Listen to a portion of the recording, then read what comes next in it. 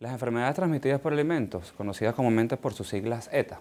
constituyen actualmente un problema de salud pública, no solo por el alcance poblacional que pudieran llegar a tener, sino por la posibilidad de contaminación del alimento en los distintos puntos en su procesamiento, desde su origen hasta el consumo humano. La alimentación es un derecho fundamental de todos los seres humanos, estipulado así en la Declaración Universal de los Derechos Humanos en el artículo 5, entendiéndose que la inocuidad de estos alimentos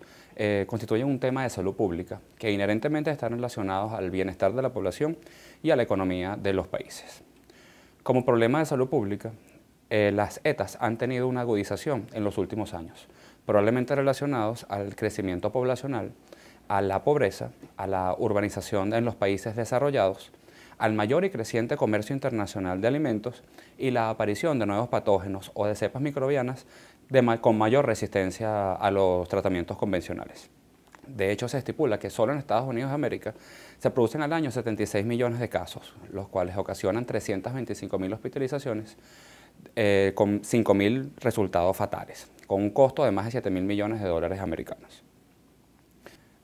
Como definición, las enfermedades transmitidas por alimentos se definen como un conjunto de signos y síntomas originados por la ingestión de agua y o alimentos contaminados que pueden contener agentes biológicos o no biológicos, que consumidos en cantidades determinadas pueden producir enfermedad en la persona que la ingiere, en la persona o en los grupos poblacionales que pudieran estar afectados por un brote de enfermedad transmitida por alimentos. Entendiéndose entonces como caso de ETA aquel que padece una sola persona y como brote de ETA aquellos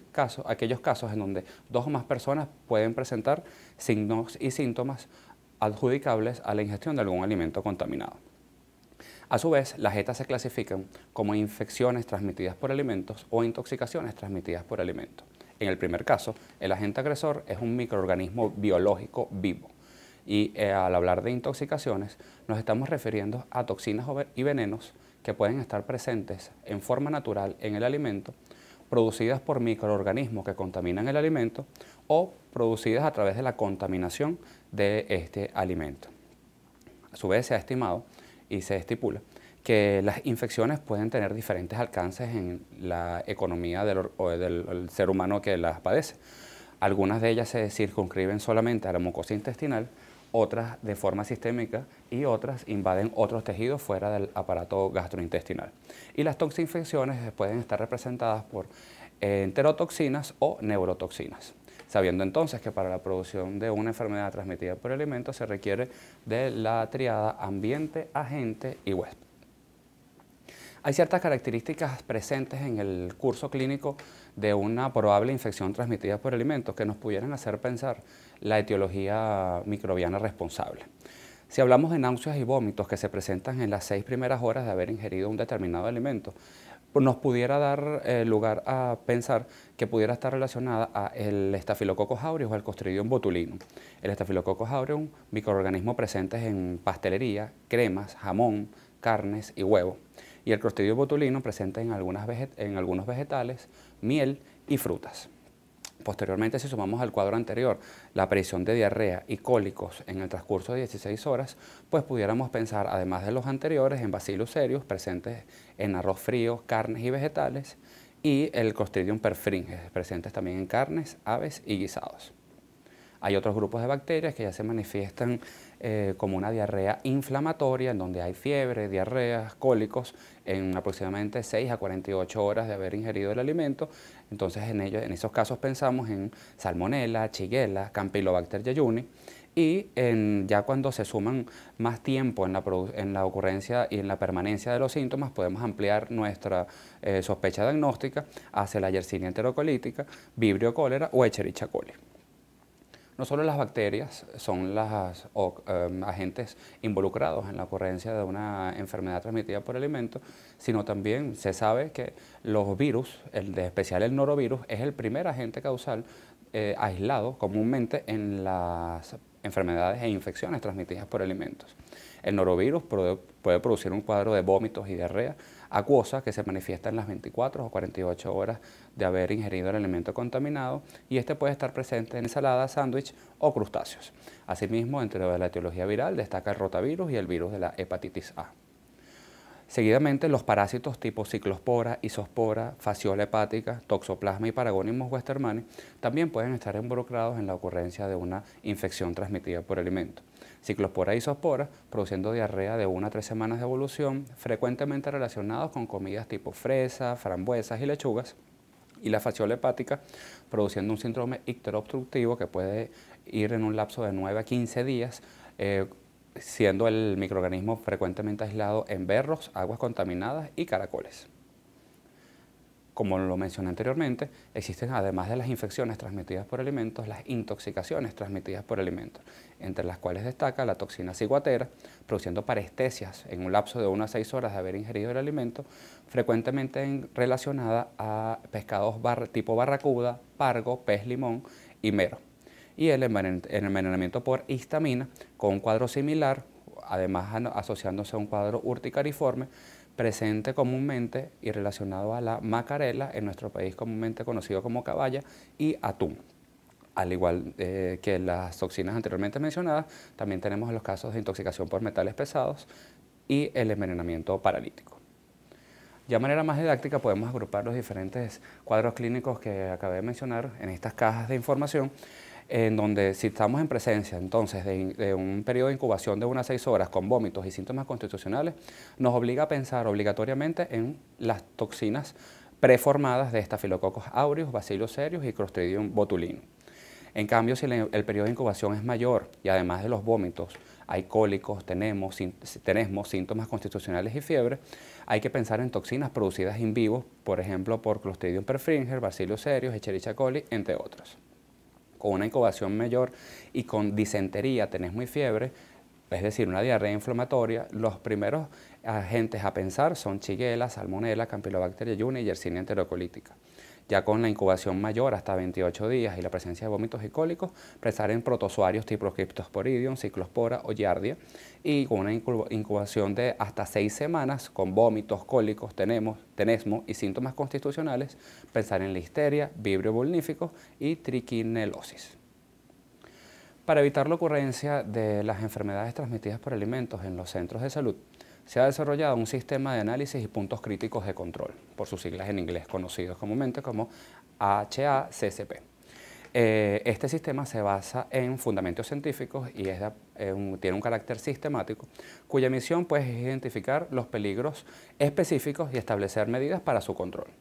Este sistema se basa en 7 pasos, ¿okay? El primero de ellos pues, es la identificación de peligros para entonces poder determinar los puntos de control, establecer límites críticos aceptables para cada punto de control, un sistema de vigilancia de ellos, acciones correctivas en caso de que se superen estos límites críticos, actividades de verificación, registro y documentación. Estos puntos críticos de control están representados o determinados en 5 áreas. En primer lugar, la recepción de materias primas, su almacenamiento, la preparación y la cocción de estas, exhibición y servicio, y posteriormente la recolección del alimento ya ingerido y los utensilios utilizados para ello. Al hablar de recepción y materias primas, tenemos que hacer énfasis que en esta área se produce la inspección y verificación de esa materia prima que está llegando al centro, con control de peso, adecuado etiquetado y empaque, verificando bien la fecha de vencimiento. Y es importante siempre recibir los alimentos congelados a una temperatura de menos 18 grados centígrados y los refrigerados a 5 grados centígrados. En el almacenamiento es importante mantener la cadena de frío, agrupados por fecha de vencimiento, y realizar una limpieza y desinfección adecuada del área. Al preparar y cocer los alimentos, se recomienda la descongelación en refrigeración,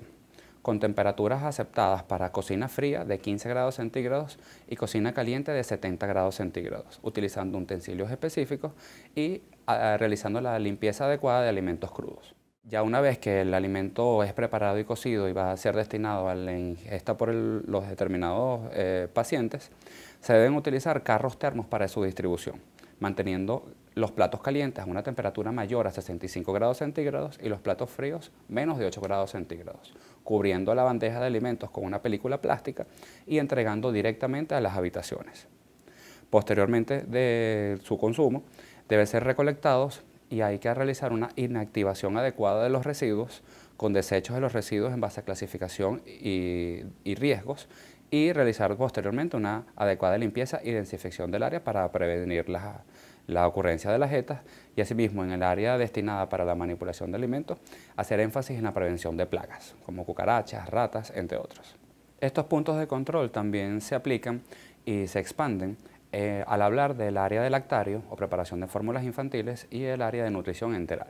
en donde además de la primera fase de recepción y limpieza, también involucra una fase de esterilización, rotulación, preparación, almacenamiento, calentamiento, para proseguir con la distribución de las fórmulas y la recolección de los utensilios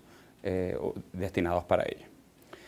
Al hablar de recepción y limpieza en el área de lactario y nutrición enteral, pues estamos manipulando productos lácteos y estos desechos de leche deben ser adecuadamente manipulados, separando frascos, chupas y protectores y utilizando detergente líquido y agua, con un remojo en jabón enzimático de por lo menos 15 minutos para posteriormente ser esterilizados en autoclave a vapor.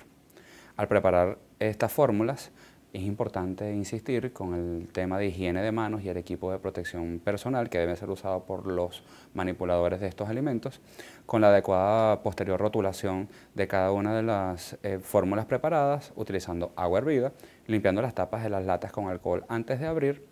sin tratar de tocar el exterior de las mismas. Posteriormente, seguir con el llenado y tapado del biberón. Almacenarlos en refrigeración de 2 a 4 grados centígrados, posteriormente cuando ya vayan a ser distribuidos, calentarlos en baño de María por 10 minutos y luego distribuirlos a las habitaciones. Es importante tener en cuenta que al hablar de limpieza y desinfección de biberones y pacificadores, o comúnmente llamados chupones, deben considerarse estos instrumentos como instrumentos semicríticos, por lo tanto necesitan obligatoriamente la desinfección de alto nivel. Y es importante también mencionar que el área física del lactario y de la preparación de nutrición enteral debe ser limpiada y desinfectada antes y después de cada jornada. Las paredes y las puertas se recomienda ser limpiadas 2 veces por semana en sentido vertical con hipoclorito de sodio, los pisos a diario con agua caliente y jabón y una desinfección terminal con microfluor cada 3 meses. Ahora, ¿qué hacer ante la sospecha de un brote que ocurra en nuestras instituciones de salud? En primer lugar, la notificación del brote alimentario goza de carácter urgente y obligatorio. Por lo tanto, ese es el área de mayor énfasis a tomar en cuenta. Posteriormente, la recogida de la información y la aplicación de las primeras medidas de control son básicas para poder aislar tanto el grupo poblacional afectado como el identificar el probable agente agresor. Luego, definiremos el caso. Y para definir el caso tenemos 3 opciones. El caso puede ser probable, sospechoso o confirmado tras aplicar las diferentes pruebas de laboratorio. Posterior a definir los casos, se formula y se confirma la hipótesis del probable agente contaminante, se toman las medidas finales de control y se realiza por último el informe final del brote. A saber, la recogida de la información y las primeras medidas de control inician con confirmar la existencia de un brote o sencillamente si se tratase de un caso aislado. Identificar el número de casos, realizar la encuesta epidemiológica, tomar muestras de los afectados, inspeccionar locales e instalaciones, tomar muestras de alimentos, agua y de los manipuladores de los alimentos, inmovilizar temporalmente o definitivamente materias primas que pudieran estar involucradas en la ocurrencia del brote y posteriormente destinar una investigación en caso de que se sospeche contaminación de origen, es decir, antes de que el alimento fuese llevado al centro. En nuestro país, a través de la página del Instituto Nacional de Higiene Rafael Rangel, se describe un organigrama en el cual nos permite, a través de la primera actuación de un médico de atención primaria en salud y del epidemiólogo regional, pues encabezar e iniciar los pasos de investigación de un brote. En primer lugar, la toma de muestras se realiza a través de personal del Ministerio del Poder Popular para la Salud y posteriormente es en el Instituto Nacional de Higiene Rafael Rangel en donde se reciben las muestras, se hace un memorándum del acta, posteriormente se hace un informe epidemiológico y se produce un aislamiento de los casos sospechosos o de los alimentos sospechosos involucrados. Existen diferentes pruebas que se pueden realizar en los especímenes sospechosos de fuentes de enfermedades transmitidas por alimentos, entre las cuales destacan el cultivo, la reacción de cadena polimerasa, la determinación de toxinas o la determinación antigénica, que pueden ser realizados tanto en el paciente como en el manipulador de alimentos y también en el ambiente. Hablar, por ejemplo, de Staphylococcus aureus en el paciente, podemos hacer cultivo de heces, en el vómito podemos hacer cultivo, reacción de cadena polimerasa o determinación de toxina, y en el manipulador de alimentos podemos aislarlo en la nariz a través de un cultivo de hisopado nasal. Y en el ambiente, pues en la comida que se sospeche como contenedora de este microorganismo. Asimismo, pues entre otros, y esto está disponible para su visualización y descarga a través de la referencia comentada en la lámina. Ya para concluir, podemos decir que las enfermedades transmitidas por alimentos son consideradas actualmente un problema de salud pública, afortunadamente prevenibles, y en caso de la ocurrencia de brotes, los mismos son controlables y por supuesto tratables.